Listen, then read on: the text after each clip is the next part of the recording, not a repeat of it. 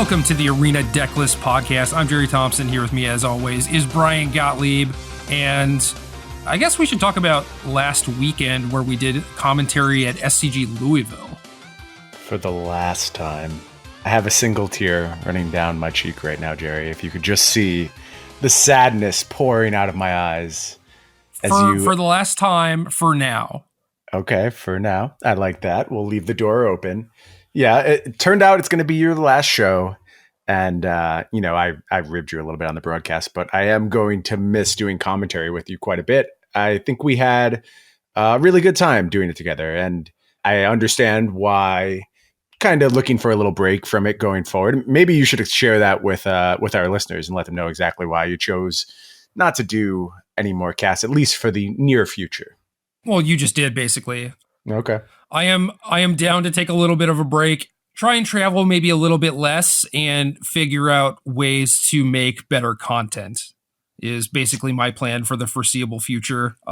Arena is kind of crushing it. The Arena Decklist Twitter account is crushing it. And rather than just retweet the 5 to 10 tweets I get per day, I would much rather, try and compile that information somewhere, maybe post pretty pictures on Instagram. And I'm working on trying to figure out the best way to do that stuff. And then, maybe make some deck texts, some deck guides, stuff like that, because that seems to be the content that is just going viral these days.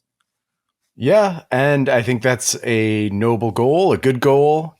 And also, I think it's hard for me to fathom just how long you have kind of spent on the road. And you very much take it in stride and are very good at traveling. For me, it's jarring to spend 4 or 5 days, and you'll just often take off for a month and a half at a time. I could understand wanting to trim down a little bit on that after years and years and years of doing so. Yeah, I guess it is weird, huh? I never really stopped to think about it, where it's I'm currently in Roanoke for 2 weeks, and I'm in Todd Anderson's guest room, so it's I have a roof over my head and everything. It's not exactly like I'm living out of a suitcase or whatever, but I basically am. And to me, that's not strange, but yeah, I guess a lot of people would find that strange. For sure. It's been jarring. It's been one of the things I've definitely had to adjust to on the SCG tour. But yeah, it'll be interesting. I definitely will miss you, although I know I have a great partner coming into the booth. And I wasn't sure when we were doing the cast if word was out yet. I didn't want to steal any thunder, but I'm going to be doing shows with Craig Krempels, who I know a lot of people really fond of his commentary that he used to do on the SCG tour. So that should be a lot of fun working with someone new, but you will certainly be missed 100%.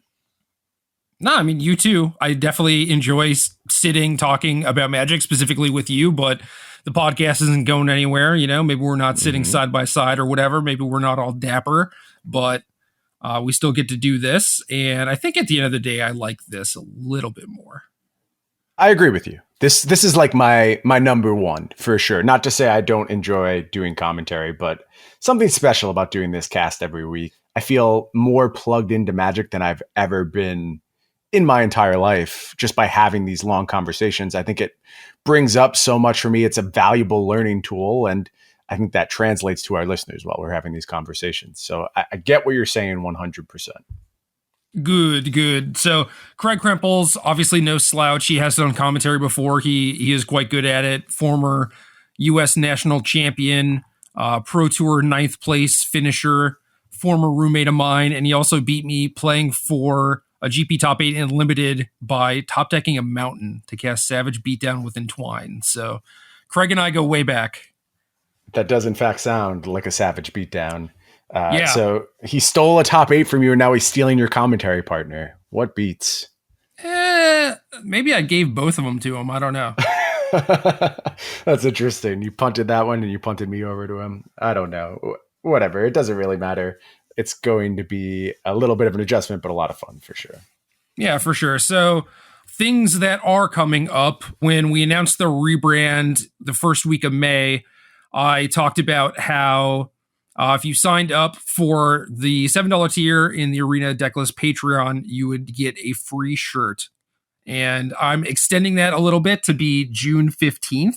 And then hopefully, I'm shooting for either end of June or beginning of July to get the shirts out. So I'll be posting about that on social media, probably starting already by the time this podcast gets released.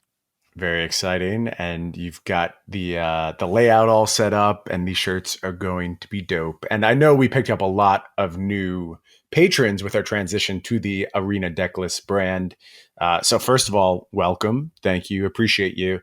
But if this is the first time they've kind of gotten one of our goodie packages, I think it's something that our patrons really enjoy. You know, we try and put together something cool for everyone who supports us. Oh yeah, I got some other cool stuff in the works too. I'm ordering some business cards. I'm ordering some enamel pins, and if people have any other ideas for things that they would like, hit me up. I think at some point I want to do like the boogie board type of stuff too, with some branding on it. But I'm not sure how exactly to get that done. We'll have to look into that. Let's not forget those awesome tokens with these squirrels showing up. You'll get plenty of me's into your mailbox, maybe some Jerry's to go with it. Usually we try and sign those for our listeners. And I always get a nice reaction from those. People really appreciate those tokens. Dude, and you're relevant now with Modern Horizons. I know. I didn't think this would be happening. I honestly thought my squirrel tokens would be relegated to the casual table forever. But somehow we're back, Modern Horizons. Oh, yeah. Well, on that note, do you want to get into it? We have a second wave of previews to cover here. Yeah, a lot of new stuff this week. A lot of good stuff. Interesting stuff. What do you think about the reaction to Modern Horizons thus far? I've seen both sides, but that's like Magic in a nutshell, right? No matter what's happening, someone's going to like it, someone's complaining about it. What's been your interpretation of people's reaction to the set?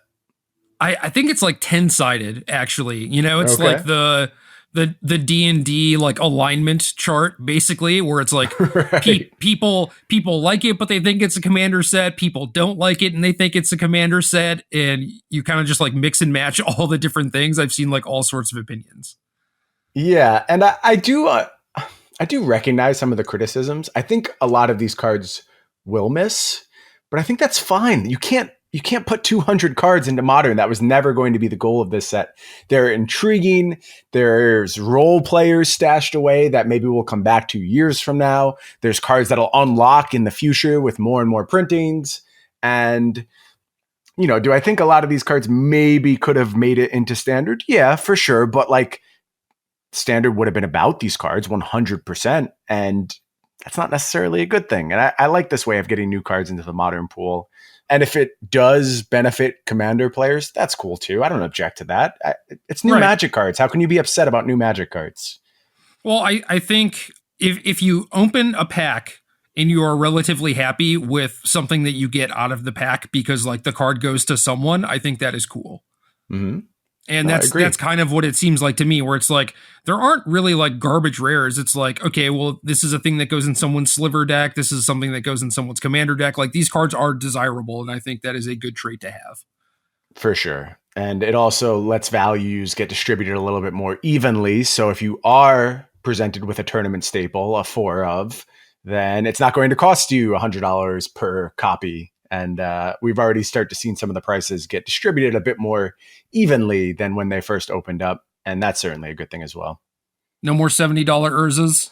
No, they've come down quite a bit. Surprisingly. I would have thought that would have held forever. Who knew? All right. Well, again, we will go in Wooburg order with some gold cards, artifacts, and lands at the end. And we're going to start with On Thin Ice. This is Dub for a snow enchantment aura. Enchant snowland you control.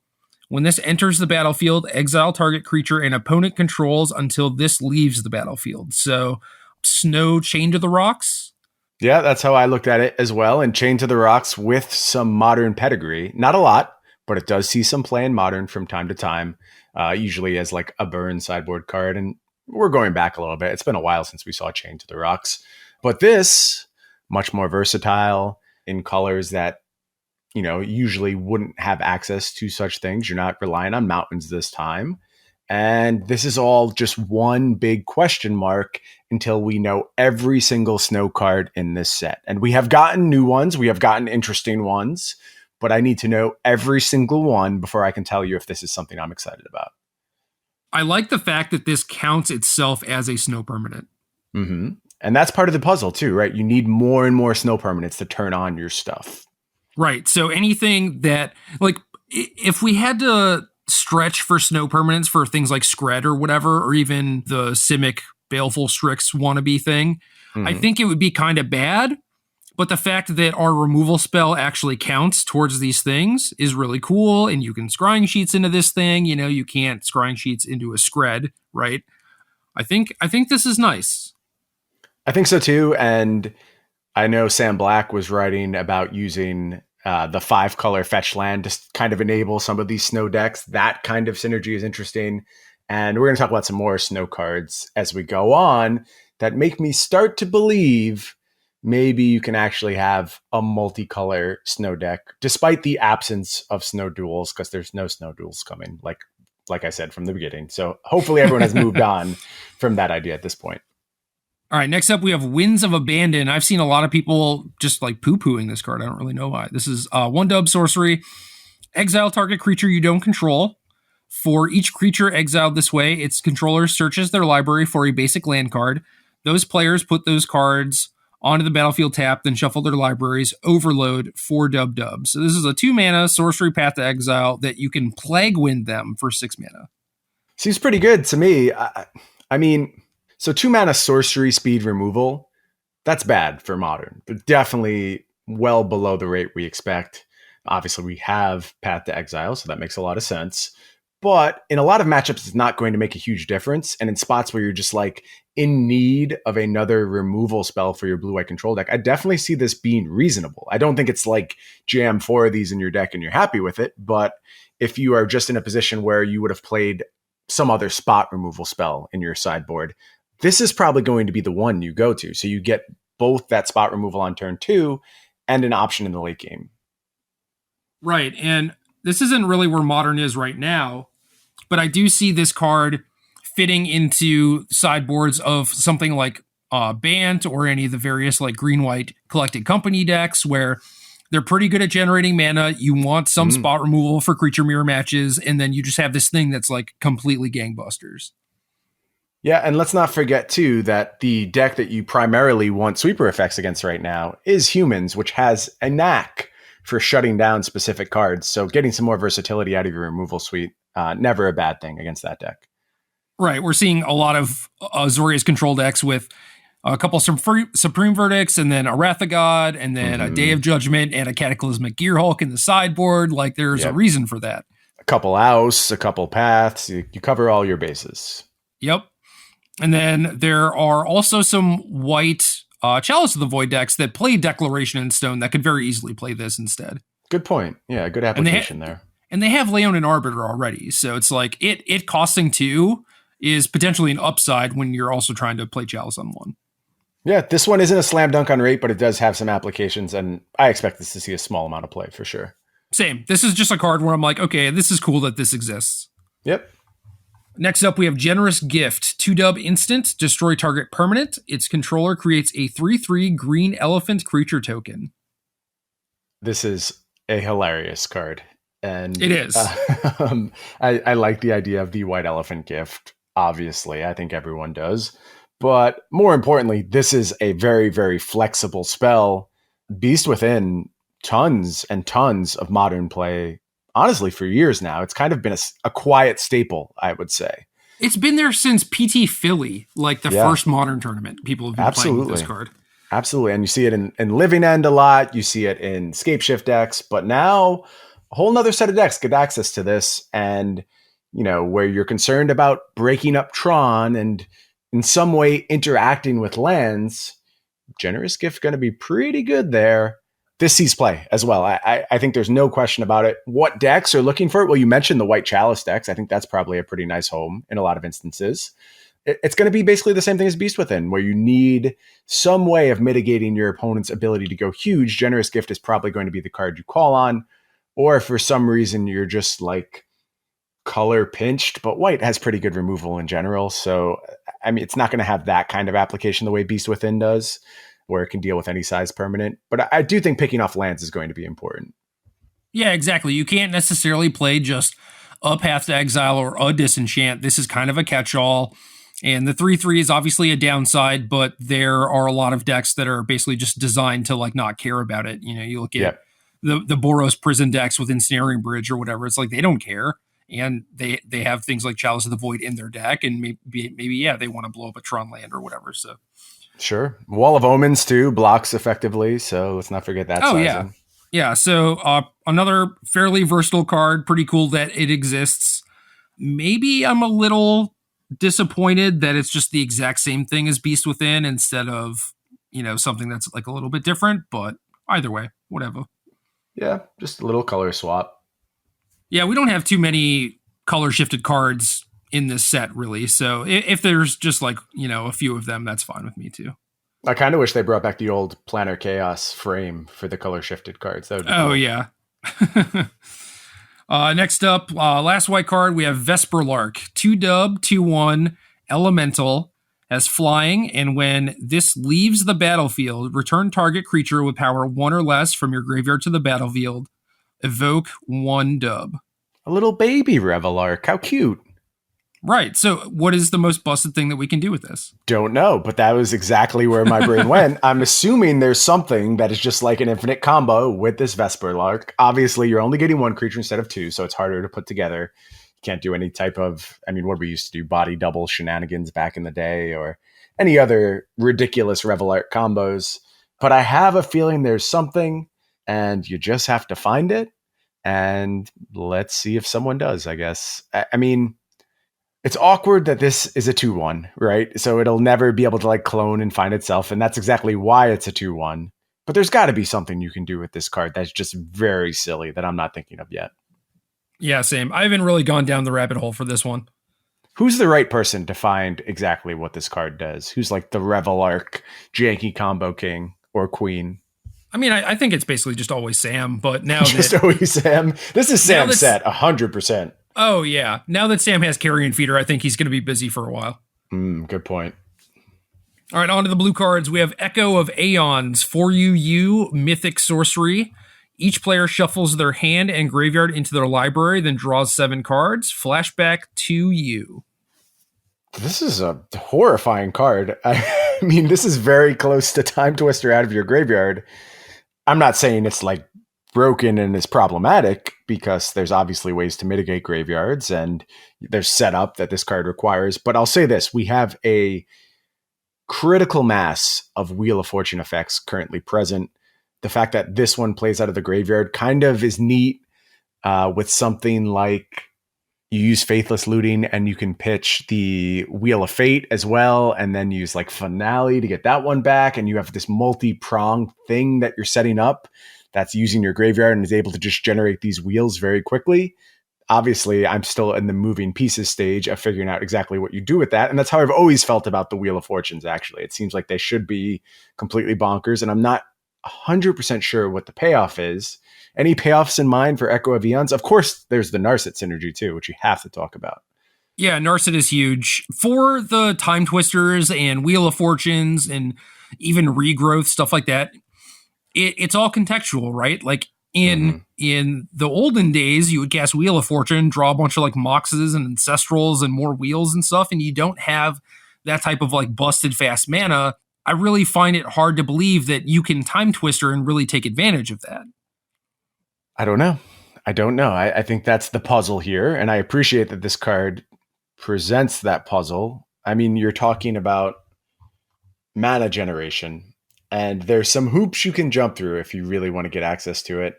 We're going to talk about one such hoop later on, but most of them have very good safety valves, and it'll be interesting to see if you can kind of snap off those safety valves and just let Echo of Eons go completely bonkers.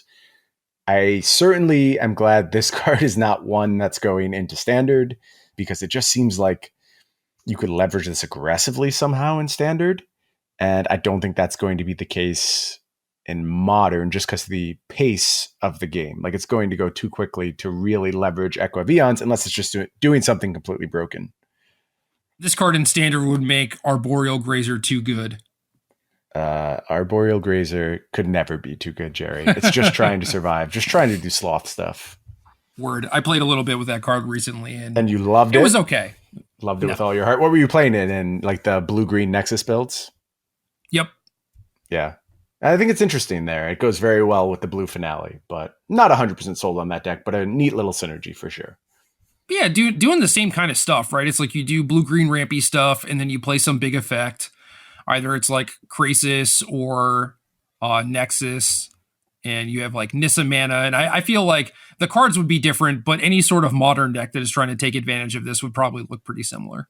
Yeah, that makes sense to me. Next card is Archmage's Charm. You instant. Choose one. Counter target spell. Target player draws 2 cards. Gain control of target non-land permanent with CMC 1 or less. I think this card is just absolutely great. And everything a blue control deck wants.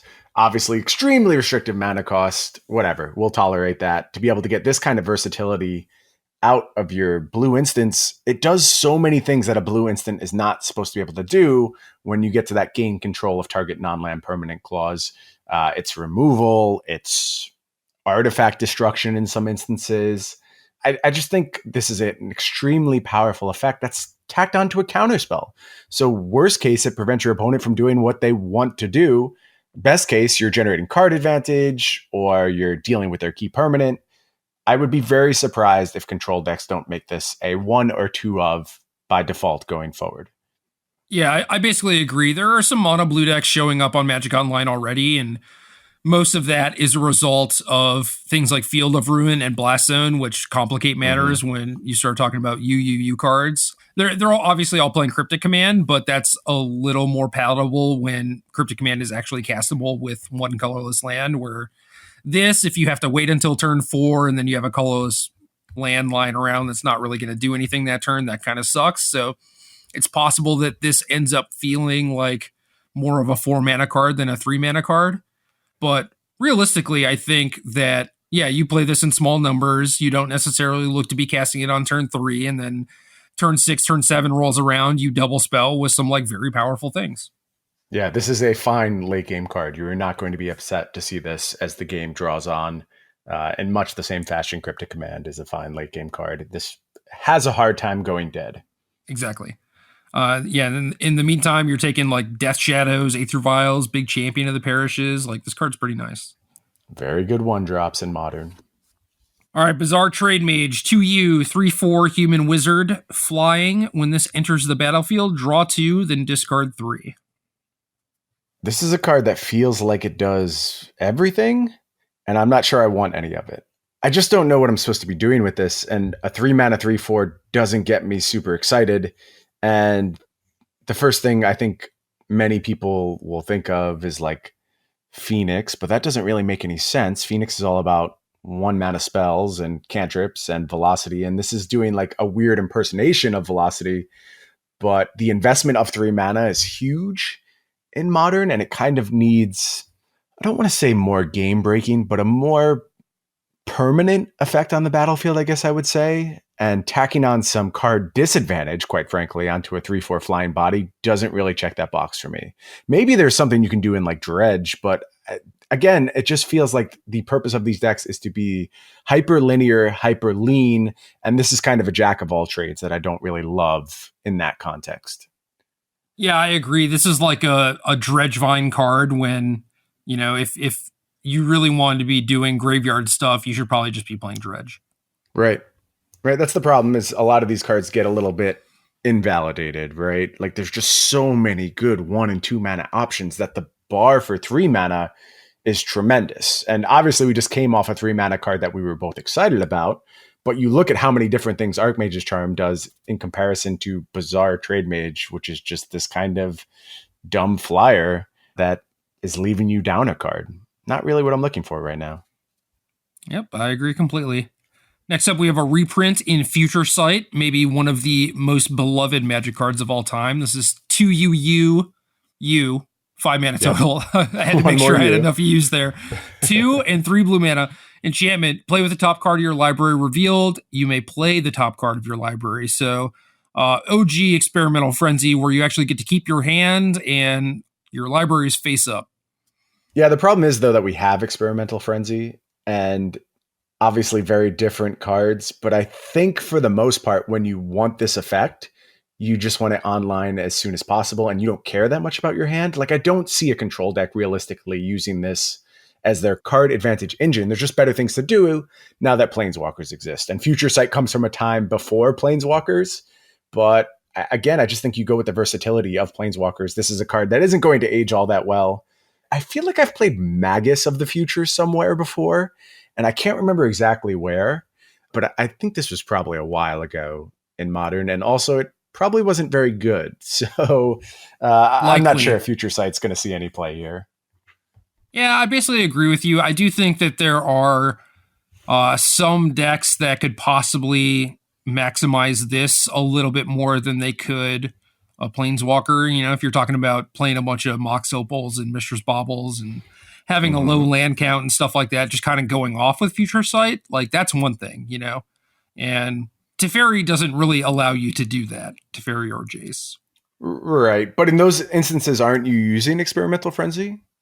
You certainly could, unless you had a reason, like maybe you're playing War of Invention or whatever, so you want a bunch of blue pips anyway, you know? But yeah. I agree with you that in those decks, it's like, well, you're going to probably be hellbent, so why not just play Frenzy? And it's like, yeah, good point. I don't know. Is there some reason to want like 6 Frenzies? I doubt it. I doubt it too. All right, next up, another reprint, Rebuild. 2U instant, return all artifacts to their owner's hands, cycling 2 mana. What are we supposed to be doing here? I mean, we have Hurkyl's Recall already. Obviously, that's one-sided. Rebuild gets you some combo options, and maybe you can do eggs type stuff, but I don't know exactly where you're getting your mana from then. Don't see an immediate home for Rebuild, and it's not the type of thing where like this is just a spell you want access to and now you can play it because it cycles, because the impact is not good enough. I think this only really has a home in dedicated combo builds. You got something for me, Jerry? You have a combo you're holding out that you want to put together with Rebuild? No, I think this is just a reasonable sideboard card against Prison and stuff like that, where Izzet Phoenix traditionally plays 1 Shatterstorm, but I think instead you can just play a couple copies of Rebuild and be pretty happy with that because it cycles. And now if a lot of the lists are playing like Finale of Promise, I mean, it's a lot easier to rebuy this or, you know, the random Snapcaster Mage that they play or whatever. It's also possible that it just being blue is nice, where you can be like Dimir or something and have an out to Prison decks. And like you said, Hurkyl's Recall already exists, so that's reasonable. But again, cycling I think is pretty decent. And I guess the other thing I would say, and this is nonsense, old me would be all about this, but it gives you a different named Hurkyl's Recall for Gifts Ungiven piles, if that becomes a thing. Right. I don't see that one coming up, but you are correct. If that gets to be modern, then something has gone very haywire, where we need different named Hurkyl's Recall for our gifts piles. But good point. I will say 3 mana might actually be better than 2 in a lot of instances when you're talking about escaping prison locks because of the presence of Chalice of the Void. A lot of times they put it on 2 and they're pretty safe. So that's another little point in the favor of Rebuild. But I think this is just like another card you're going to add to your modern binder to have as an option. Probably won't come out all that often, but if the metagame gets to a place, it'll be good to have Rebuild as part of the mix. Well, what about this? In Cheerios, they'll sometimes play a Hurkyl's Recall on top of all their retracts, right? Mm-hmm. Wouldn't you rather just have this instead, so you could like cycle it? Yeah. And again, small upgrade, obviously, but yeah, I think that's probably right. I'll be honest that I don't know like how important the mana efficiency of Hurkyl's Recall is in Cheerios. Like, do you really need it to be 2 mana, or can you afford for it to be 3 mana? I have no idea. I'm not an experienced Cheerios player, believe it or not. But cycling's a big deal, especially when you're playing a very narrow effect like this. Yeah, I think I'm more concerned about just getting hit with a discard spell or removal spell and then sitting there with a stupid Hurkyl's Recall in your hand and wanting to get rid of it. Sure. All right, on to the black cards. We have Yawgmoth, Thran Physician, 2BB, Mythic, Legendary Creature, Human Cleric, 2/4, Protection from Humans, pay 1 life, sacrifice another creature, put a -1/-1 counter on up to 1 target creature and draw a card. BB, discard a card, proliferate. First, Let me say that I truly appreciate that the mythic cycle is just that each card gets a word salad, or each color gets a word salad card. Like just all the words possible on some card. So Yawgmoth. These abilities sound incredible to me if you were playing a fair game of Magic. Like all this stuff together seems like it's absolutely battlefield dominating. There's value engines. There's cool stuff to be doing with Yawgmoth, but you have to first get your deck into a place where you're not just dead to the really stupid, really unfair parts of Modern. If you can do that, then Yawgmoth is 100% going to take over every single game. I have my concerns, though, whether or not you can get that done. As far as, like, obviously this has the word human on it, so we have to talk about it going into humans. I don't think that's what this card is supposed to be doing, although it could be kind of a mirror breaker in some instances if that becomes important again. I think you're supposed to get graveyard value. I think you're supposed to be doing bloodghasty type stuff and drawing bunches of cards and controlling your opponent's battlefield. And a world where we can do that stuff is so exciting to me. I keep saying that. Like, I want all these cards to be good so badly. I want to be able to do this type of stuff in Modern. Can we, though, Jerry? That's the question. Ban graveyards, ban Urza's Tower. Ban Mox Opal, and I think we're there. Okay. I wouldn't hate that change at all. I just don't know if it works. It feels like there's too many other things that you could start doing. Oh, yeah. Then Lotus Bloom becomes busted. Right. Is there any hope that these word salads get to just go play fair Magic? Like, I saw Todd Anderson posted a Seasoned Pyromancer deck today based around Seasoned Pyromancer and Unearth, which we're going to get to at some point. And I was just like, this is everything I want to do in a Magic deck, and I'm not at all convinced it's realistic to do any of it right now. I'm excited about Yawgmoth. I think it's an incredibly interesting, incredibly powerful card, but I'm worried it's just going to get kind of tossed to the wayside as a 4-mana creature that just doesn't win the game on its own. Are there any combos with this? I mean, the free sacrifice outlets are often good enough. The fact that this one is coming with draw a card is very nice, but obviously it's life gated, so you can't just draw your entire deck unless you're also gaining life. So, like, this can sacrifice your Kitchen Finks as part of that combo, but I don't think it in and of itself does anything necessarily combo-rific. Someone was saying this with Geralf's Messenger, but I think you need 2 messengers. Yes, because otherwise there's nothing. Yeah, you need 2 messengers and then it combos. And it only combos in that, like, you get to deal your opponent 1 point of damage and draw a card. Mm-hmm. Or you get to deal them 2 and you take 2 1. And you take 1. Yeah, so you have to have life advantage. Not a huge one, but yeah, because I did Versus Live and Ross was playing Geralf's Messenger and they had to submit their decks early because of Memorial Day. So they missed Yawgmoth and it was like, this seems like it would be really good in this deck. But, you know, he was playing a mono black devotion deck or whatever. So okay. That sounds like your dream. But yeah, there might be combos with this. I do like it as a sacrifice engine. I do think it's really good in the Humans Mirror specifically. Like, obviously, Pro Humans is good, but also lets you cash in, like, you know, your bad Thalias or Noble Hierarchs or whatever and shrink their stuff, draw more gas. This also isn't, like, specifically for Humans Mirrors. Like, it's just good in creature mirrors, I think. Right. So, yeah, I think it could show up there. I think it's definitely a high-value Court of Calling target. Yeah, what do you think about this card kind of, well, it doesn't have to take over for it, but working in conjunction with Viscera Seer in those decks and having a card that actually has good text on it and not just Scry 1, like a card that can take over the game by itself? Yeah, I mean, basically any deck that is going to end up with a bunch of, like, crappy creatures, I think that this is a pretty powerful card to have lying around, you know? Sure. Like, if you're playing, like, the Vizier combo or, the Kitchen Finks combo or whatever, they're going to try and kill your important stuff, break up your combo, and then you're going to have random birds and Kitchen Finks with a counter and just nonsense in play, right? That you can just cash in for real cards, which is pretty dope. I hope we get there, Jerry. I really and truly do. Maybe someday. I don't know. But yeah, maybe it is just part of a broken combo deck. I don't know. We'll see. Yeah, that's always the starting point for Modern, right? Like, how can we break this into a million pieces? Well, especially when it has so much text, right? Mm-hmm. All right, Dead of Winter, 2B, sorcery. All non-snow creatures get -X until end of turn, where X is the number of snow permanents you control. Pretty good, especially if you're moving up above curve. Like if there's 1 and 2 drop snow permanents that are just on the battlefield. More on that in a moment. We already talked about On Thin Ice, which certainly checks that box. This strikes me as a reason to be snow control. Maybe those 5-color snow control decks can leverage this card really well. I still think we're waiting for that final payoff. There has to be some ultra slam dunk, and it can't just be like scrying sheets. Although, trust me, I'm interested in scrying sheets. That sounds like exactly my type of magic. I'm not, but whatever.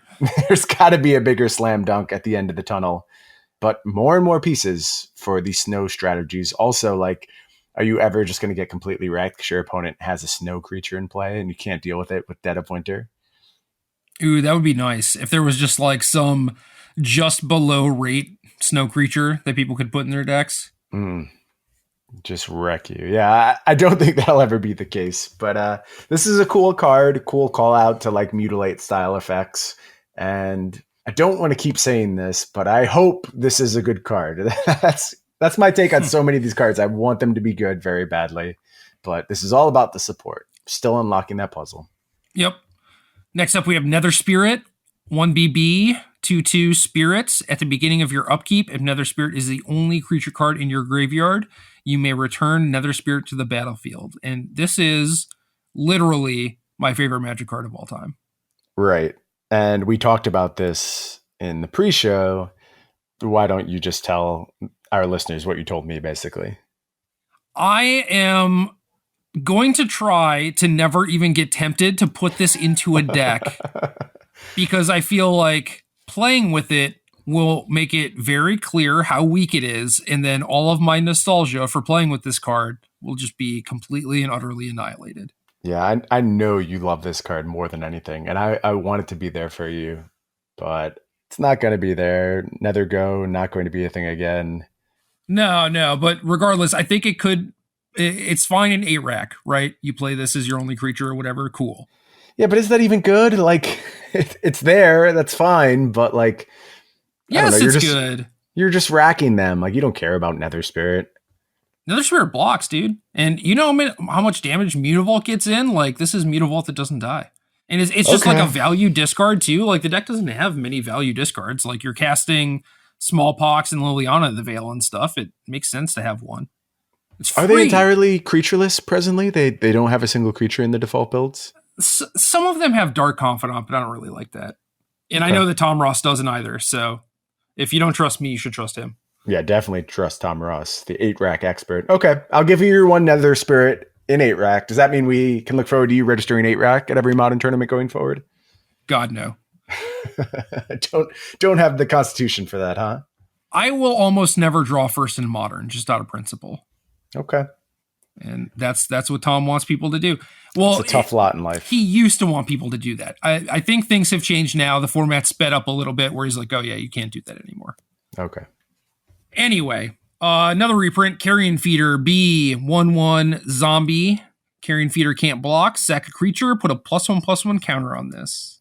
So innocuous, but so good.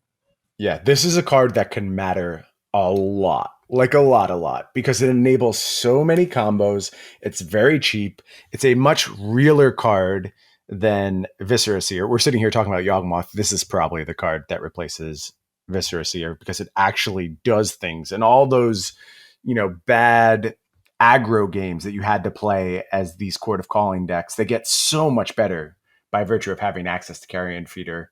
Not to mention just like the silly busted stuff this card does and like zombie synergies and all that kind of good stuff. When you do the Kitchen Finks combo stuff, it is nice to have Viscera Seer so that you can set up your library to actually kill them on the following turn.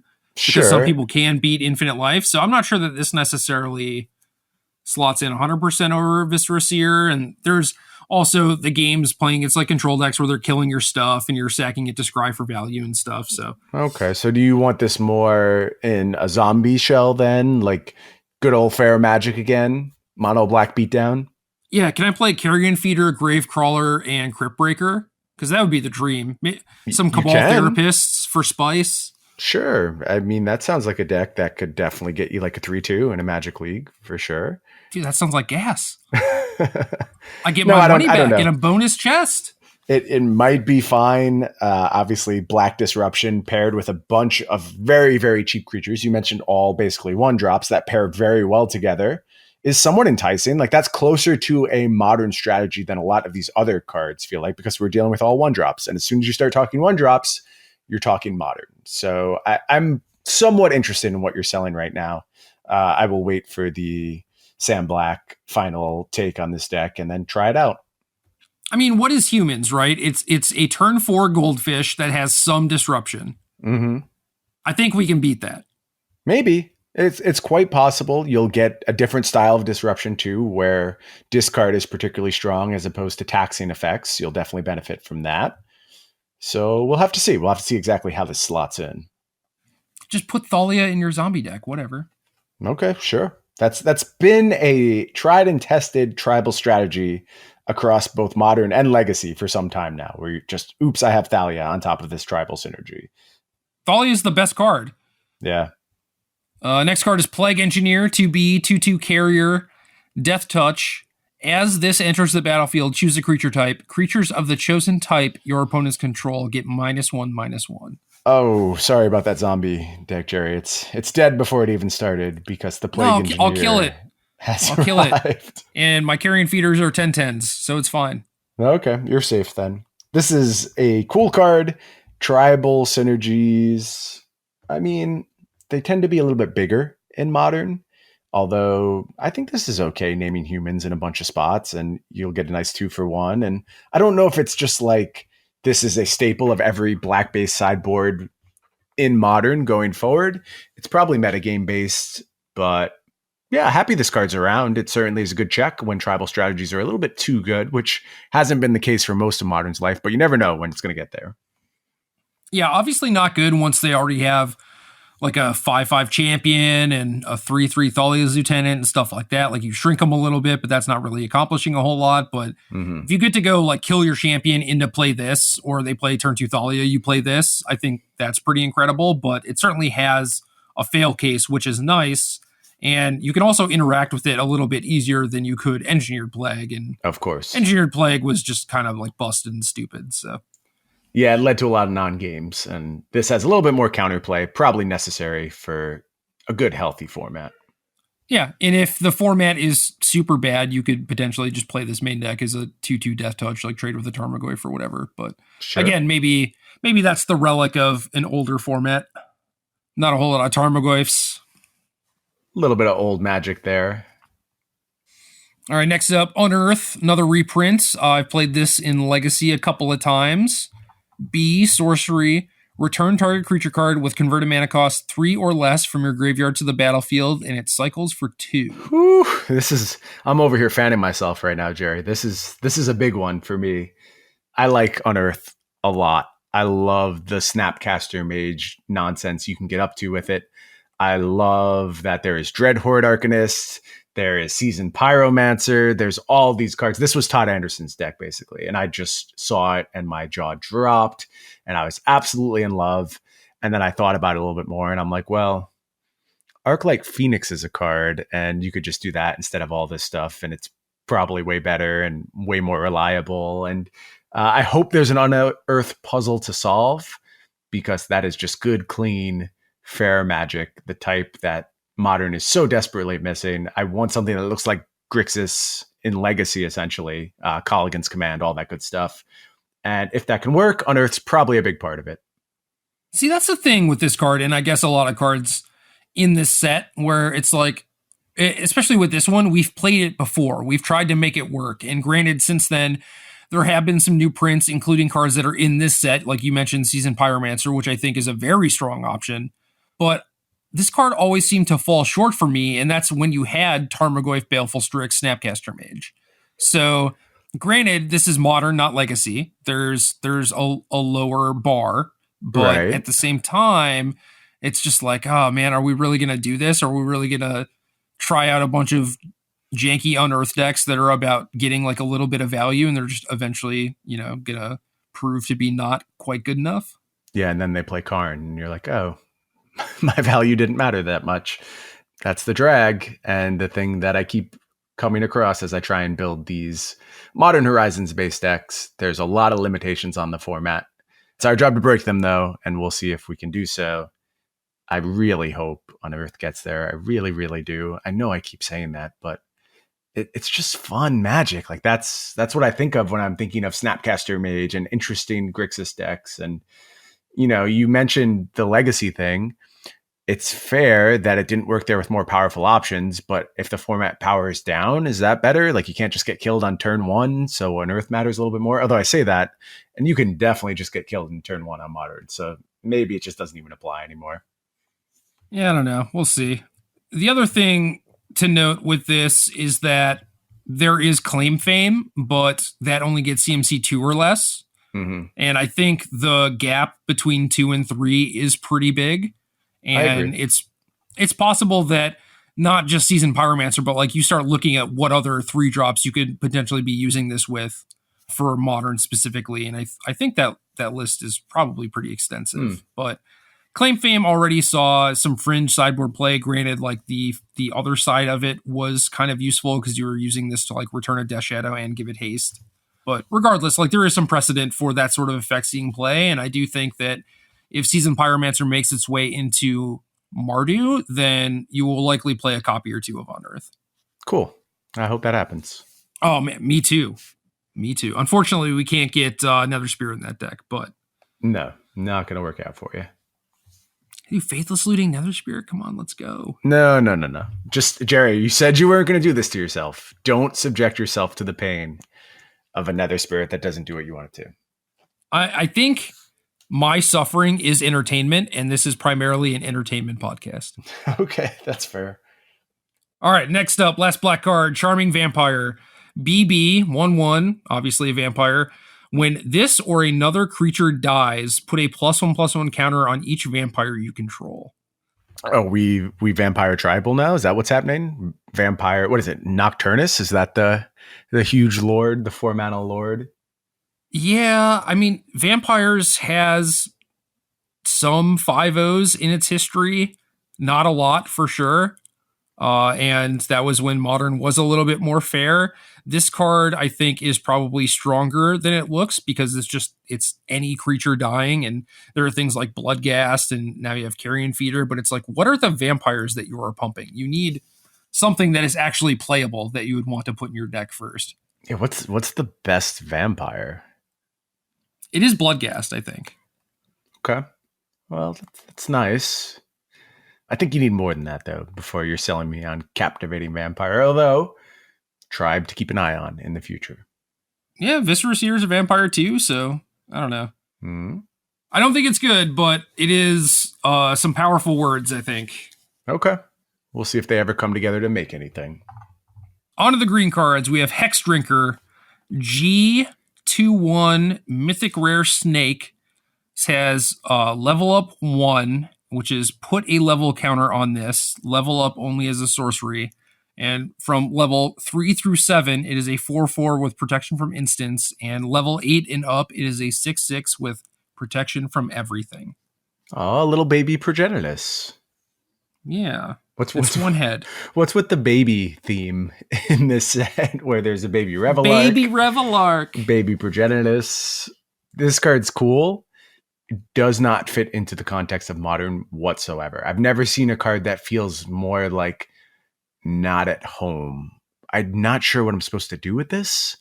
Like, there's no green beatdown deck. This is worse than most of the threats in Jund, I think. So, like, playing this there doesn't do a whole lot for me. I guess it's cool that you can find it with the Eoses. That's good. It's a lot of power in the late game from your 1-drop. I don't know. I'm saying a lot of words to mask the fact that I really don't think this card is going to see any play. Yeah, I agree with that. Just kind of a cool card. I guess protection from everything means that it has to be mythic. Yeah, that's probably reasonable, although it's so gated here and there's no cheating. Like, you just got to pay 8 or you're not getting the 6/6 protection from everything. So, right. All right. That's a letdown. All right. Sorry. Collector Ouphe. 1G, 2/2, Ouphe.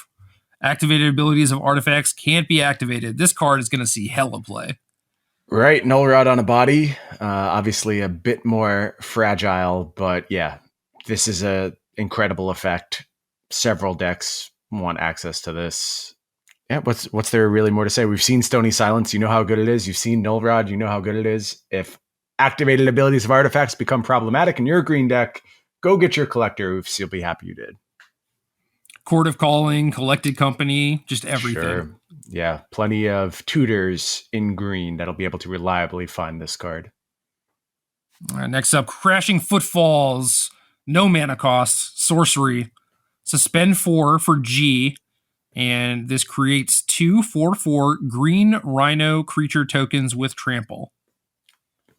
You know what I think about this card? This might be a reference that misses almost everyone.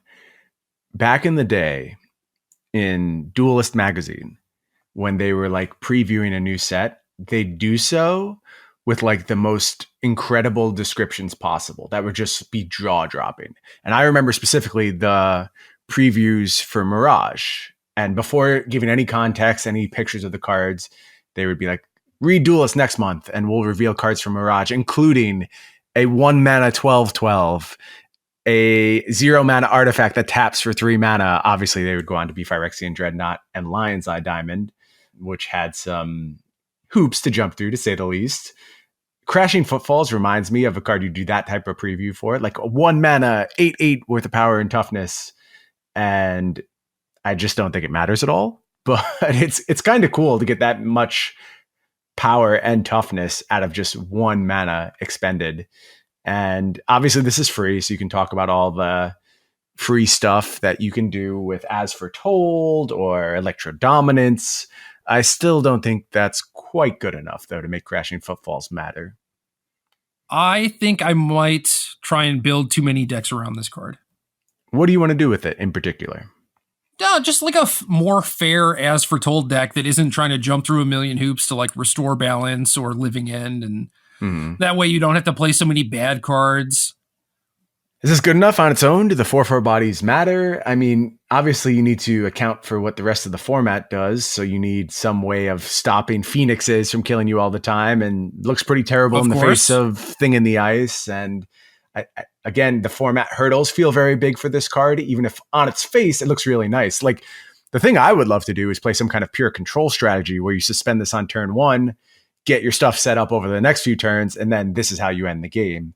That feels like some old Magic, like next level blue type stuff from back in the day that probably isn't going to work these days, but I would love it if it could. Yeah, same.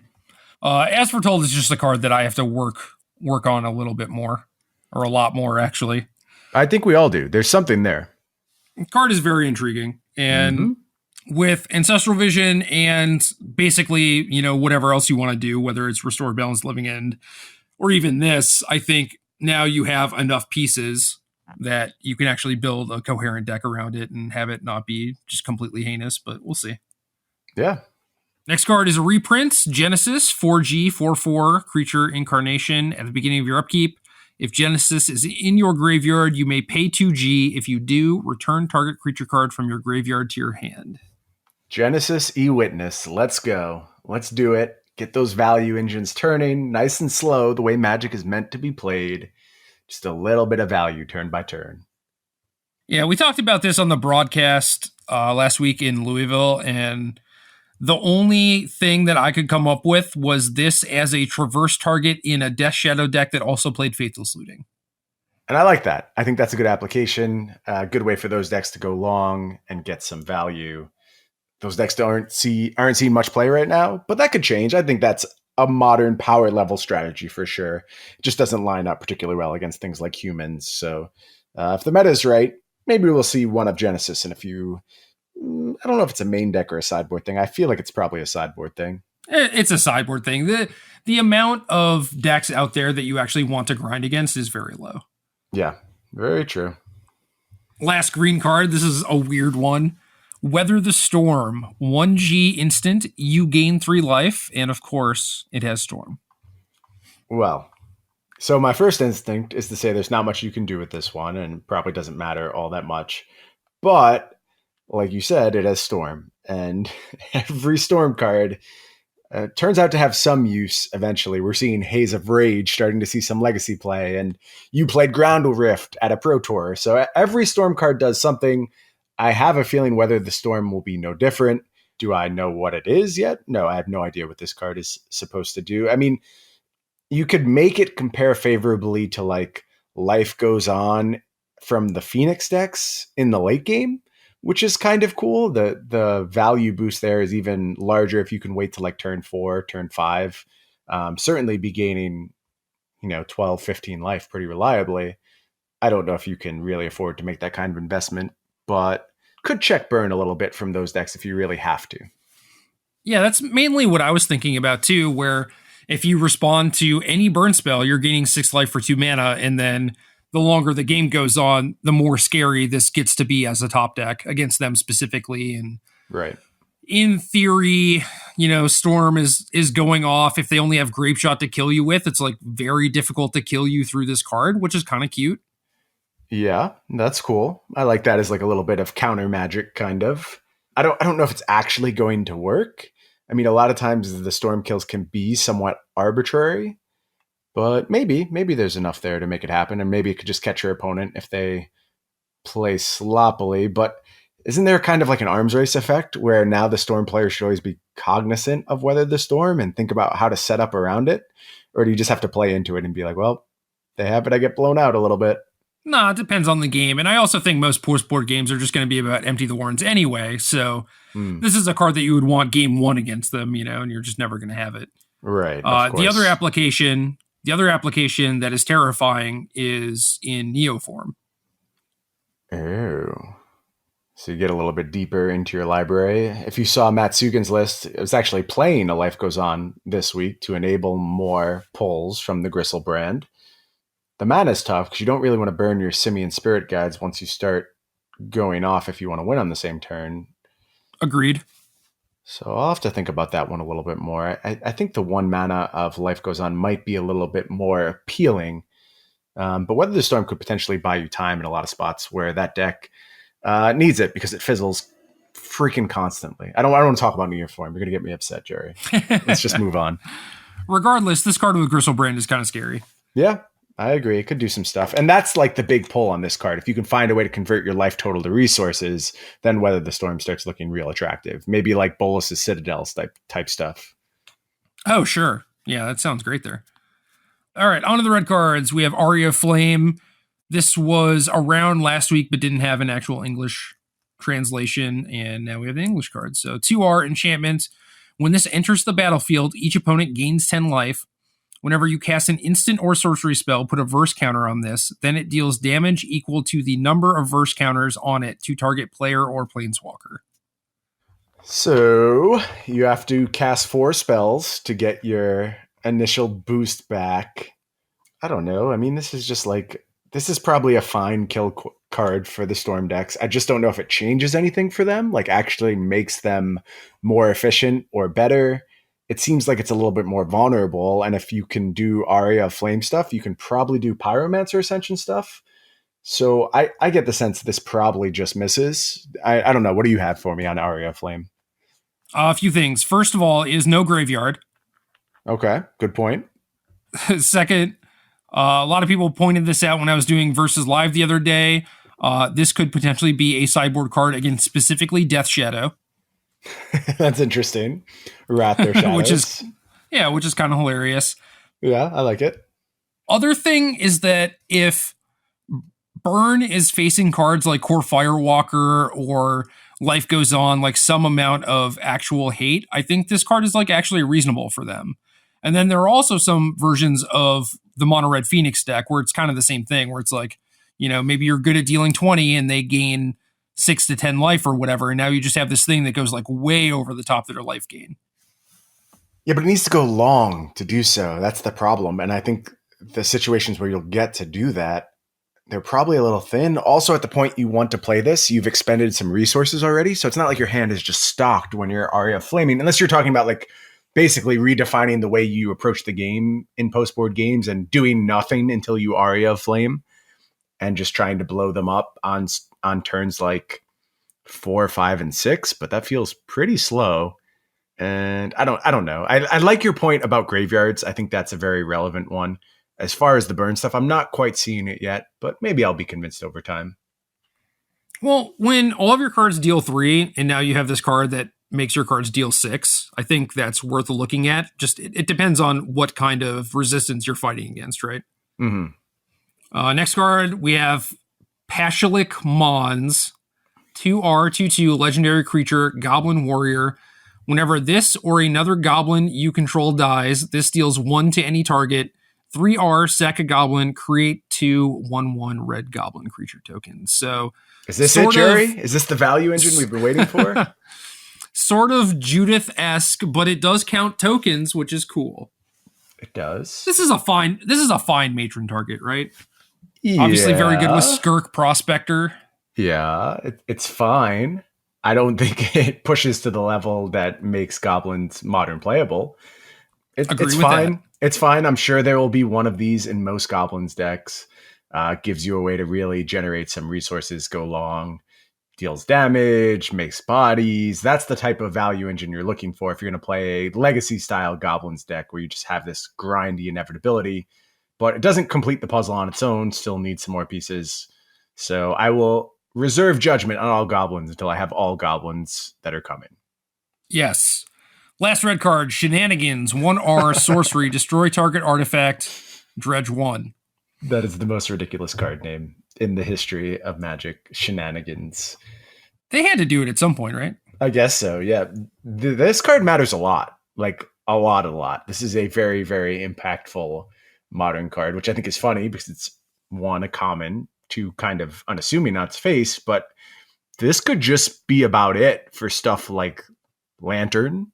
It's obviously super strong against Affinity. You're very happy to see this card, and it doesn't compare super favorably to like the hammers there, things like Shatterstorm, but I think the prison decks, it's really, really strong against. Yeah, they're not drawing a lock piece every turn, and they can't, like Lantern this away or whatever. They have to actually go after your graveyard. Mm-hmm. Yeah, forces them to always have graveyard hate if they're going to actually lock you down, which is a big change. Yep. On to the gold cards, we have Kess Dissident Mage, a reprint. Notable that this card was only available in foil before, so now you can get non-foil copies and actually play with them. This is 1 UBR 3/4 legendary creature human wizard. Flying. During each of your turns, you may cast an instant or sorcery card from your graveyard. If a card was cast this way, if a card cast this way would be put in your graveyard, exile instead. So every turn, each of your turns, you get to Snapcaster Mage effectively, 4 mana, 3/4 flyer. So I know this card has legacy pedigree and was like presumably fine there. I should be more excited about this in modern, but I'm not really feeling it yet, and I'm not sure why. So can you sell me on this card? You're not a Grixis guy. Basically, when I was playing a lot of Grixis, it was around like GP Oklahoma City. Twin was still legal. Had, some Jace Vryn's Prodigies, some Snapcaster Mages, discard counterspells, Kolaghan's Command, couple Tassigars. And then I had some 4-drops that were Pia and Kira Nalar. And those were fine. Like, they were good against Infect and Affinity and stuff like that. It was kind of like the Red Lingering Souls. And I think this card would just be a much better version of that, where you want this thing that helps you stabilize and also closes the game. So you can't necessarily go with just mono Jace the Mind Sculptors, right? Okay. So having this thing that blocks, and then obviously over the course of a couple turns, like, this thing is going to take over. You're going to be able to reuse every single removal spell you have. If you're playing against just a creature deck, then they're probably just dead. And it's also good with discard. You could play this on, turn 5 and Inquisition them or Thoughtseize them or whatever. Like, this card is powerful. Yeah, I certainly can see that point. Does the absence of Brainstorm make this card any worse? I mean, obviously it makes it somewhat worse, but is it a damning indictment of the card? Did you ever play with Yawgmoth's Agenda? No. Oh, okay. That's too bad. Which card is Yawgmoth's Agenda? Why can I not even think of the card right now? It's 3BB invasion rare. You can play cards from your graveyard, and during each turn, you can only cast one card.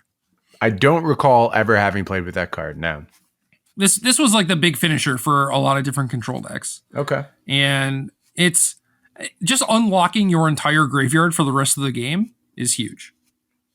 Okay. Well, despite not playing a lot of Legacy Grixis, I have played a lot of Modern Grixis. Even when it was quite bad, I was always a big fan of the Corey Burkhart style of Grixis that only he could win with. But I tried my best and didn't win all that often. But if this makes it possible to play that style of deck again, I will certainly be very happy about that. All right, next up we have Wrenn and Six. Brand new Planeswalker, RG, 3 starting loyalty, +1. Return up to 1 target land card from your graveyard to your hand, -1. This deals 1 damage to any target, and -7. You get an emblem with instant and sorcery cards in your graveyard have retrace. This card has to be good, right? Like, it's a 2-mana Planeswalker that actually does something, and I will say I hesitated a bit before we got the cycling lands, which we're going to talk about in just a moment. I thought this card would be a little bit narrow, but I'm just thinking about spots where, like, you're on the play, they play Hierarch, you play Wrenn and Six, and the game feels like it gets out of control from that point very, very quickly. And again, this is fair Magic, so there's that problem that you have to overcome. Things get unfair real quickly when you're doing land graveyard based shenanigans. And if we're gonna use these cycling lands as a value engine and do Life from the Loam type stuff, and maybe even get to like Seismic Assault or something akin to that at some point, maybe it'll be the Vortex now instead, since it only costs 1 mana. Wrenn and Six is going to be a huge part of that. And I am closer to believing in this fair strategy than most of the other ones we've talked about. I'll say that, mostly on the back of cards like Wrenn and Six, and of course the cycling lands. Cool. Yeah, I'm excited to see it. I don't know exactly what these sorts of decks are going to look like. I do know that for the -7, I think the most obvious thing is Lightning Bolt, where it will kill them very quickly. Oh yeah, absolutely. I'm assuming if you get this emblem, you win the game. It just has to read that way. So you think that unlocking your graveyard wins the game? I think so. If your deck is, if it's built around these cards, like if you're Life from the Loaming, you should certainly be able to go to town with Wrenn and Six. Word. I was just calling referencing Kess. I gotcha. Yeah. Kess is only 1 card, Jerry. This is all the cards. I'm a man of quantity, not quality. 1 card each turn. I don't know. No, that's true. All right, next up, reprint Eladamri's Call, G-Dub, instant, search your library for a creature card, reveal that card, put it into your hand, then shuffle your library. Obviously, we have a bunch of different green tutor things. What do you think, if anything, sets this apart? Just like raw efficiency, basically. 2 mana, instant speed. It feels like you will always have the piece you're looking for, and you can always get it out of the blue, maximizing your mana both across your turn and your opponent's turn. It puts them in a tight spot in conjunction with the other instant speed effects that the deck has access to. Maybe it's just like this is the critical mass of tutors we've been waiting for these green-white combo decks. Mostly I'm thinking Vizier for this card. That's the real exciting get, where you're able to always have your Devoted Druid, always have your Vizier, and then go to town from there. It seems like this should upgrade that style of deck quite a bit. Yeah, we'll almost certainly see play at some point. Mm-hmm. That's my guess. All right, next up we got Fallen Shinobi. 3 UB, 5/4, Zombie Ninja, Ninjutsu, 2 UB. Whenever this deals combat damage to a player, that player exiles the top 2 cards of their library. Until end of turn, you may play those cards without paying their mana costs. Go to town, Jerry. You're the ninja guy on the show. You love all of these cards. And I also love this card. I think it's probably quite good. But talk about it. Tell them what you want to do with it. It's 4 mana. 4 mana is a lot. You also need to be hitting them with a Spell Starter or Vendilion Click or something like that. But once you connect with this, it hits really hard, probably kills them very quickly. And it's like you've gotten hit with Thief of Sanity before, right? Doesn't feel good. Do you ever just want to like concede? Yes. That's kind of how this card is going to be too. I mean, obviously it's expensive, and maybe the cards you hit off Fallen Shinobi are like a Memnite and a Signal Pest or whatever, but Right. it's also possible that you hit Lightning Bolt and Thoughtseize or whatever. I don't know. But That's interesting, and something I hadn't thought about. When you hit with a Thief of Sanity, cards in Standard are very much like playable on rate. Like they are just good Magic cards. Yes. They have dramatic effect. Cards in Modern are not always like that. Like you hit Neoform Allosaurus Rider, and well, Allosaurus Rider has text, but you get what I'm saying. Like these cards come together in unique ways that make them powerful. It's not just about like, this is a good Magic card. And I wonder how often that's going to hold Fallen Shinobi back. yeah, I don't know. It's definitely an interesting card, and I'm sure there are going to be like some absurd moments where you spike an Emrakul or something. But if you were looking for a clock for your fairies type deck, I think you have it now. Cool. I'm looking forward to seeing what this card can do. All right, then we got Hogaak. Yep. Is it Hogaak? I like Gak better. Okay. Hogaak. Arisen, Necropolis. 5HH, where H is Golgari, so either green or black mana. 8/8, legendary creature avatar. You cannot spend mana to cast the spell. Convoke, delve. You may cast this from your graveyard. Trample.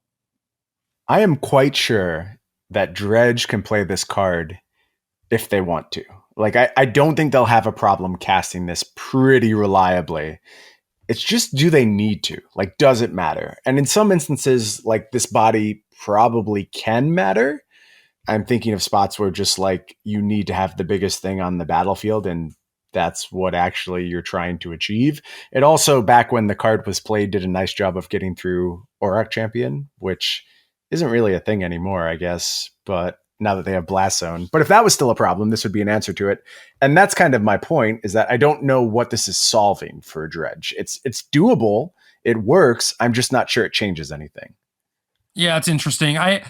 This card is obviously super weird. I thought more about like the Dredgevine decks because they're more interested in actual creature combat than actual Dredge is. But again, that deck might just be a worse Dredge deck, but we'll see. I'm going to build some decks, see how fast I can actually put this thing onto the battlefield. Kind of sucks that it's legendary, actually. I wish I could, get rewarded for milling over a bunch of them. Right, and just jam them all on the battlefield. Yeah, maybe it'll just end up being like a one-of in Dredge that they're happy to have access to in certain spots, and if not, it's just in the bin. You don't really have to worry about it. It's another way to get back those prized amalgams, although you do already have to have something on the battlefield if this is going to do anything. So I don't know. I just don't know what games it fundamentally changes. That's what I have to figure out. Is Prized Amalgam enters the battlefield from the graveyard? Oh, so you're saying maybe this doesn't work because you're casting? Yeah, because you're casting Ooh. it, and if it entered from your graveyard or you cast it from your graveyard. Ooh, nice. Yeah, it specifically says that. Nice. So we're safe. This will bring back the amalgams. Yeah, it does work with Gravecrawler, so that makes sense. Okay. Nice. All right. Last gold card, Kaya's Guile. 1 dub B instant. Choose 2. Each opponent sacrifices a creature. Exile all cards from each opponent's graveyard. Create a 1/1 white and black spirit creature token with flying. You gain 4 life. Entwine 3. So choose all if you pay the entwine cost for 6 mana total. A lot of words on that there card, and this kind of calls back to a principle in Modern sideboarding that was certainly true at one point in Modern's life, and I'm not quite as sure it rings true these days, but for a long time you were super incentivized to play things like, say, Rakdos Charm, because it was a sideboard card that you could use against Affinity. It was one you could use against Splinter Twin. It had all these applications. You could use it to hate graveyards, and just the fact that it covered so much meant that even though it was never the best card, you were still incentivized to go down that route and just make sure you had everything covered. It feels like that's changed a little bit. Like now you want hammers, and you can cover things much more aggressively with just like these slam dunk cards. I don't know. I mean, maybe I'm overstating that fact, and maybe it is still about versatility. What do you think?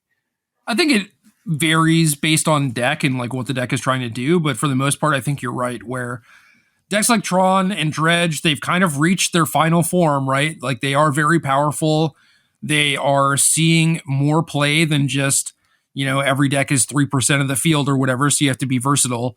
Mm-hmm. I do think that we're kind of in that camp, and you see this with like the human sideboards, right? They're just like, well, 4 Auriok Champion, 4 Damping Sphere, right, 3 Deputies, and then some stragglers.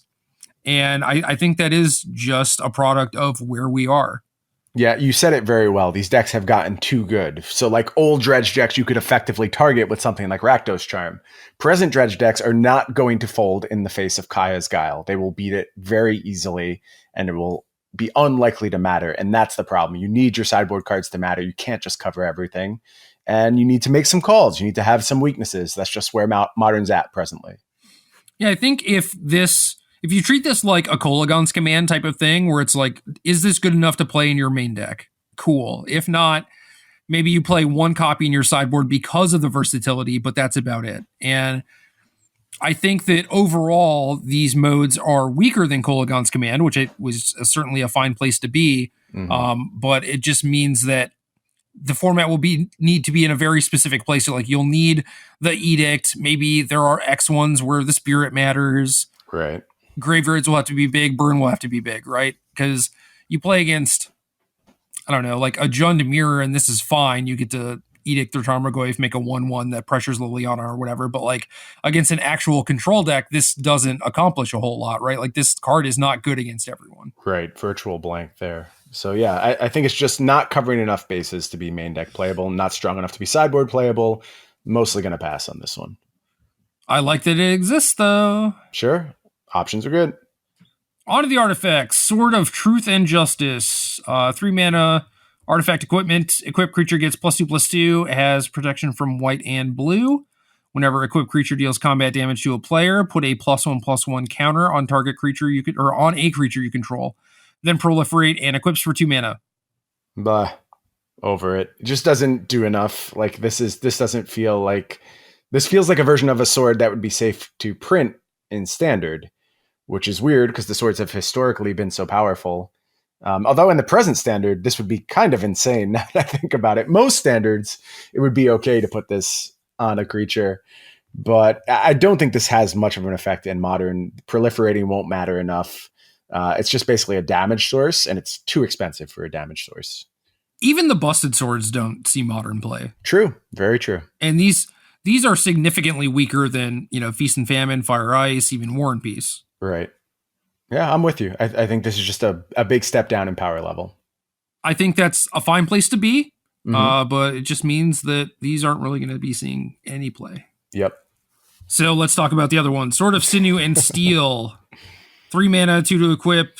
Equipped creature gets +2/+2 and pro red, pro black. Whenever equipped creature deals combat damage to a player, destroy up to 1 target planeswalker and up to 1 target artifact. What's so narrow? Super narrow, incredibly narrow, which is, again, a complete 180 from the way these swords used to be. And even like, if I could sculpt the ideal situation to play this card, like the deck I'm playing this card against, it's still not even that good. So just a pass on this one. I don't know what we're supposed to be doing with this. Guess we'll see if the cycle completes and maybe gets back to its former glory, but neither of these are going to be hits. And next up, we have a cycle of enemy-colored talismans, which is kind of nice, completing the cycle from OG Mirrodin. And talismans have occasionally seen play in Modern, not very much. There's a dude that I know through other people. We have like mutual friends. Charlie the Banana King on Magic Online currently has 2 Talisman of Progress in his blue-white control deck. And it's like, oh, okay. Yeah, I forgot those were kind of still around. Yeah, I've played Talismans in the past. I think like Blue-White Tron was the main home for them. Sometimes they were just better than the Signets. I don't know. There'll be a use for these somewhere. It's good to complete the cycle. Don't expect a ton of play, but at some point these will matter. Yep. Next up, Mox Tantalite. Mythic artifact, no mana cost. Can suspend 3 for 0 and tap to add 1 mana of any color. I don't know what this card's supposed to do, Jerry. I don't know how this can matter. You don't want to spend your as foretold drop casting this card. doesn't really do a whole lot for you. Although it's nice that you can do it immediately, but hopefully you're doing something more busted than that. And I think just like suspending it on turn 1 and getting it on turn 4, who does that matter for? Like, who really benefits from that? Who can afford to be down the card as well? That's the other question. I guess like there's very little opportunity cost if you're not a critical mass deck. Like, you're not giving up a whole bunch by playing that Mox Tantalite, and then you head into your 5th turn with a nice little mana boost. But it's such a late boost, though, for a ramp. It's very late. It's very late. 4th turn, I should say, not 5th turn. Because it'll come spend on turn 4. Lotus Bloom makes sense because it's like, okay, yeah, I'll chill here until turn 4. Yeah. And then I'll do something busted, right? But yeah, this card doesn't make a whole lot of sense. Doing the As Foretold stuff doesn't make a lot of sense. The Mox Opal decks would prefer this artifact to be there immediately. I think this is just like, hey, expectation is there's a Mox in this set, right? Because it's this weird throwback thing. Right. But this is the worst one that we've gotten. Running out of Moxes. That's how this reads to me. It's funny. Like, this is arguably worse than Mox Amber, which is in standard right now. So surprisingly underwhelming card as I see it thus far. We'll see it. Maybe it'll prove me wrong and I'll be eating my words in a few weeks, as we do with all Moxes eventually, but I don't see it right now. I doubt it. I think you're safe. Okay. Last artifact, Arcum's Astrolabe. Is it Labe? I think it's Labe, but asking me for pronunciation advice is probably the worst move you could possibly make. Well, right. I would just go with the opposite of whatever you said. Good idea, yeah. All right, Astrolabe. A single snow mana for a snow artifact. When this enters the battlefield, draw a card, and you can pay 1 tap and add 1 mana of any color. This card's kind of busted. Like, 1 mana eggs are basically unheard of. And it requires a huge sacrifice. Like, you have to have snow mana. But if you're playing this in your deck, you've checked that box. You will have your snow mana, I'm quite sure. And then, what kind of busted nonsense can you get up to with a 1 mana egg? And not only a 1 mana egg, but just another egg. Like, the more eggs you have, the better this type of stuff goes. So there's Open the Vaults, there's things like that. Historically, nowhere near good enough for modern play. But when you get enough of this type of effect, you have to start asking questions. And I also think this is just an important piece in the kind of 5-color snow archetype. And any snow-based control deck that's going to exist probably plays Astrolabe because it's such low cost to play. Right. And again, this is another snow permanent that, just kind of sits there. And if you're trying to fix your mana with Prismatic Vista or whatever the basic fetch, then this helps your mana too. I think a lot of people look at this and they're just like, oh, this, what does this do? Doesn't really do anything. But it's like kind of busted in a few different ways. Yeah, I think this might be the best snow card we've seen thus far. And like every other, it depends on other snow cards around it. But this is the one that actually enables those cards. Like, finally, there's some way to get this stuff going. Certainly, this card will be a huge part of any snow strategies and maybe can see play outside of that. Maybe it requires retooling some mana bases to make eggs type stuff work. Yeah, maybe. Onto the lands, we have Hall of Heliod's Generosity, a legendary land. Taps for colorless, and you can pay 1 dub and tap it to put target enchantment card from your graveyard on top of your library. So, Enchantment Academy Ruins, kind of cute. It's cute. I don't think it's going to matter anywhere near as much as Academy Ruins, though. That's the difference between enchantments and artifacts, is that artifacts are often set up with abilities that send them to the graveyard, whereas enchantments kind of stay put for the most part. I'm trying to think of like the most widely sacrificed enchantments, and nothing is immediately rushing to mind. I'll do an enchantment search, see if anything has me really excited to play Hall of Heliod's Generosity. Nothing springing to mind right now, though. Yeah, me either. Like you said, the enchantments just kind of chill there. The artifacts are like Tormod's crypting them or engineered explosivesing them or mind slavering them or whatever. Like, I'm not sure what this does really. I don't know. Time to go to Gatherer. All right. Last thing. I was wrong. We have cycle lands. Yeah, you were concerned about these on power level, that you thought maybe they were a little bit too good for modern. And I said they're the right kind of broken. They enable mostly fair stuff going on. Life from the Loam card draw engines are one thing. Obviously, we have Wrenn and Six. What do you think? Are you still frightened about the presence of the cycling lands in Modern? I am frightened by how awful the play patterns are with these in Life from the Loam. Okay. From just like a time perspective? Yeah. Or... yeah, that's not good. In Old Extended, it was a huge issue. Yeah. But anyway, I guess with the Astral Slide in the set, it does make a lot of sense for these to be there because otherwise, what the hell are we doing? Right. So yeah, totally does make sense. And then, yeah, you look at like Wrenn and Six and like these lands in graveyard cards, like having these does make a lot of sense. I can't wait to start building around these cards. I don't know if I've talked about this before, but the first Legacy deck I ever played was Aggro Loam.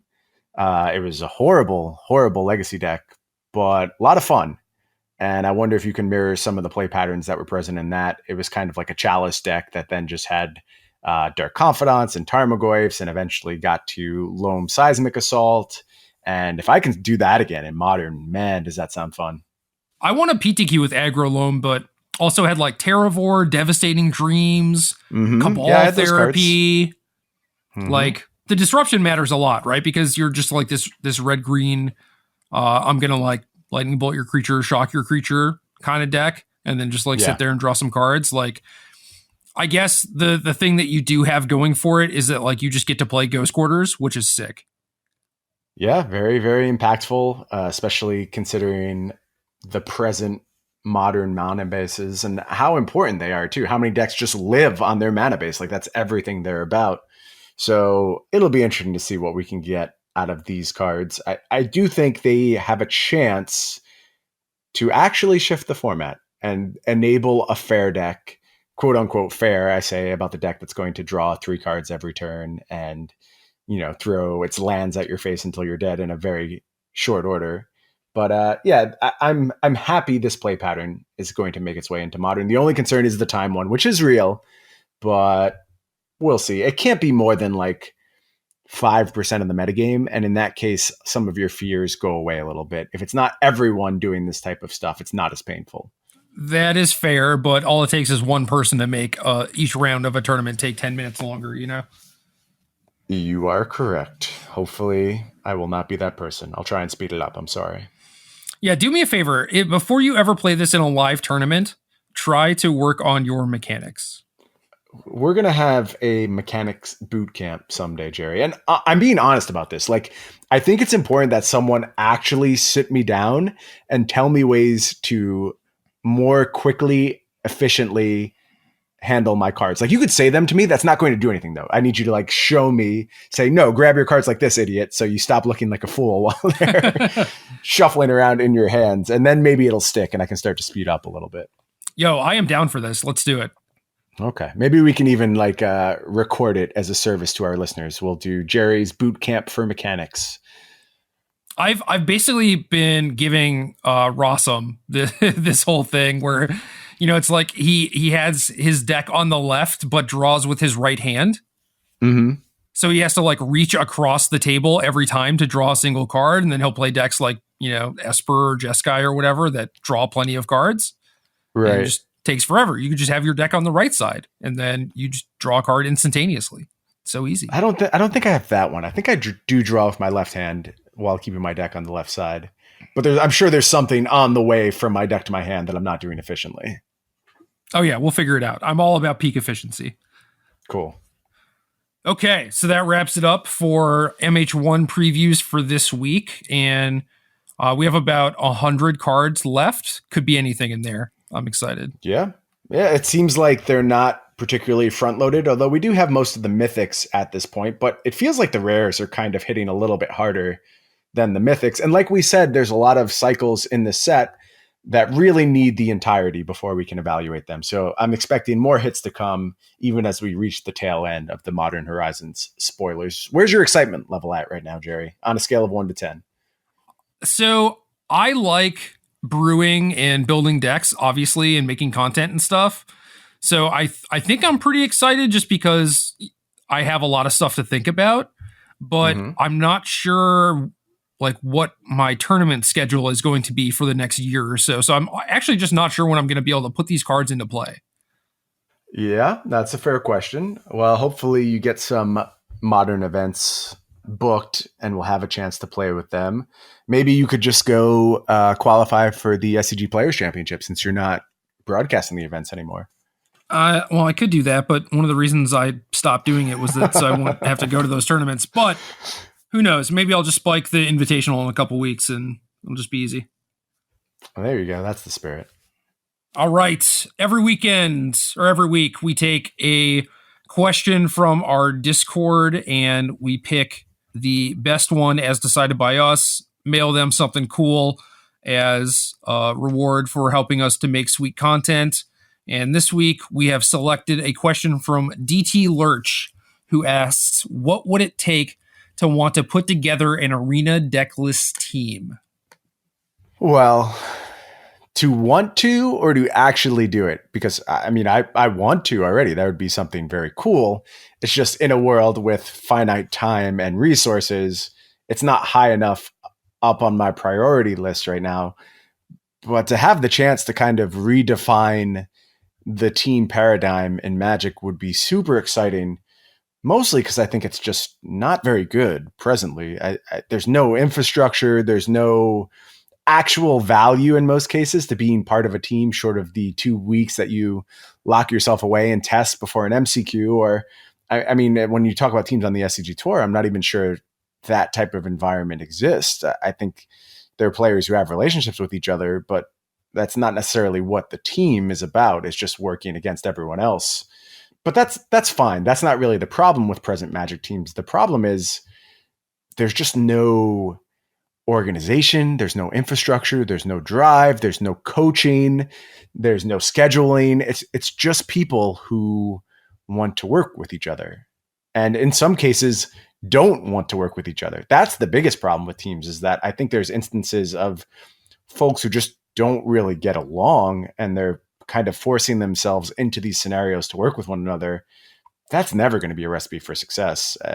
There has to be, if not friendship, certainly mutual respect. And I've seen that lacking in many teams I've been on in the past. So a chance to start that over and really bring a group of people together who were focused on the same goals, who saw things the same way I did, could be real exciting. It's not at the top of my to-do list right now, though, Jerry. How about yours? It's something I've thought about a lot, where I like the coach aspect. I like the coach role. And I've certainly been on a lot of teams where it's like these certain things are being handled so poorly. I wish that I could just mandate that they get fixed or whatever. But there's no reason for people to actually listen to me or believe me when I'm just, their peer, their equal on the team, right?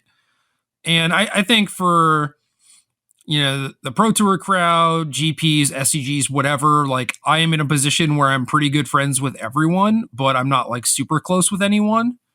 And that basically leads to me like, not being on teams and like not being in like these super tight knit cliques and everything.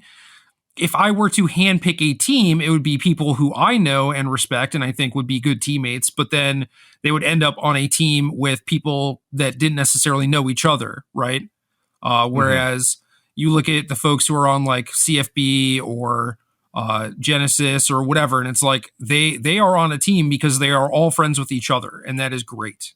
But then it's like, oh, hey, my random friend qualified. Can we add them to the team or whatever? And it's just like, yeah, sure. It's like your friend, not ours. Like it just introduces these weird situations. But as far as like, like an SCG team where we sponsor a team to get the word out for our podcast or our content or whatever, I think that is reasonable. But as far as like what it's actually worth, I think it is very, very low. And the numbers are just not big enough on Magic to convince sponsors to actually pay to, try and advertise through us. Like I would feel bad and dishonest about trying to recruit people to be a sponsor for my effective esports team, right? Because it just doesn't make any sense for anyone to want to do that unless they're just paying pennies, at which point it's like, why are the players involved in this, Yes. I have actually a really telling story about exactly what you're talking about. And this goes back a little bit, so things have certainly changed. And I don't know, let me just tell the story and you can take from it what you will. Hit So us. PT Valencia, one of my friends, sponsored our team. And my friend had a burgeoning store and had just kind of got set up, just started its internet presence essentially. And so, it wasn't much of a sponsorship deal. Basically, hooked us up with some cards, very little investment from them, but we were all friends with the owner. And basically, we were doing each other a solid, nothing real formal. But regardless, we go to this PT. And actually, our team was the best performing team in the whole PT. We had the best record. And so there was like a whole write up about that, how we were the top performing team. And, there were feature matches where we were on camera and all this stuff for an organization which really didn't have any footprint. And so we were able to just go and look at the traffic on the website because it was so small at that point, any bump would be immediately noticeable. Right. It was almost non-existent. Like there was some, you could see it, but I'm talking about going from like 10 hits to 30 hits. Like it was not a dramatic effect, despite having on-camera features, despite having this whole write-up on the mothership about how we were the best performing team. None of it translated into anything significant. And I think that's kind of the problem as it stands right now, is that even if you are getting eyeballs, none of it's translating. And I can't see from an investment standpoint us matching what some of these other teams are doing in the same space, because I don't think they're getting their money's worth. I think they're making a poor investment, quite frankly. And maybe I'm wrong. I don't have all the data, and I've certainly been wrong in the past. But something would have to change before we got into the pure sponsorship business. I like it more from a management standpoint, like helping people achieve their goals. And Same. You mentioned like these personality clashes. But that's what good infrastructure fix. Like it wasn't like the people on C9 were good friends before the team came together. The infrastructure and the way the team is set up enabled them to form bonds, enable them to form friendships. Right, but that's maybe. when it's worth it. I don't even know if that's true. That's when it's worth it for them to sign up for like a full-time job playing esports competitively, right? If I'm just like, hey, I want 6 people or 10 people or whatever for my Magic team, y'all have to work together for PTs or whatever. It's just like, no, screw that. Like, I'm not going to take your crappy sponsorship deal. I'll just go work with my friends and everything will be much better. Right. Where there's more money coming into the game now, I think probably this topic deserves revisiting. Now, granted, a very small portion of the Magic playing community is getting any access to that money whatsoever. So I'm kind of just like talking about an MPL only team because nobody else is incentivized to do it. But then there's a lot of existing structures already in place around those teams. And I don't know. I don't know if we'll ever see like a formal team with a little bit more infrastructure for the players that are competing on that stage. But I think people would benefit from it, quite frankly. Probably.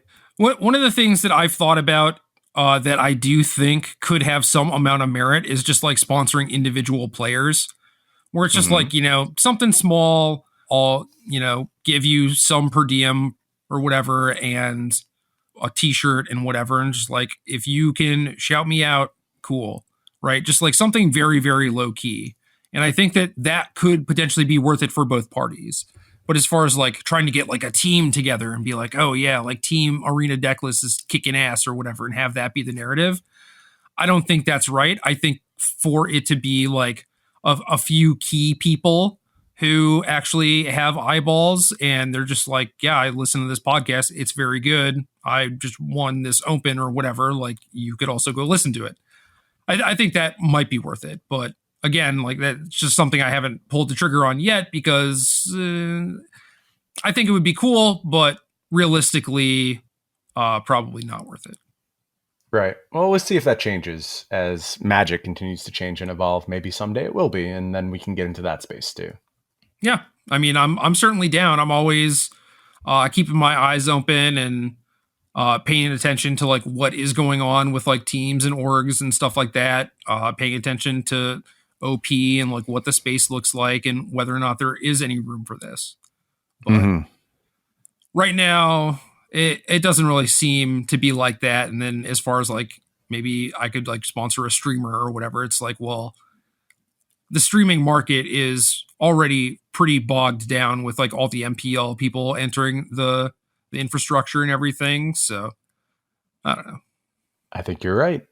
We should probably just sponsor ourselves. We can make some more content. Get on those deck techs, Jerry. And I promise you, if you start making deck techs, I know people at Arena Decklist. They will definitely sponsor you. Oh, wow. You got an in? You know a guy? Big hookup there. Damn, dude. I didn't know. That's game.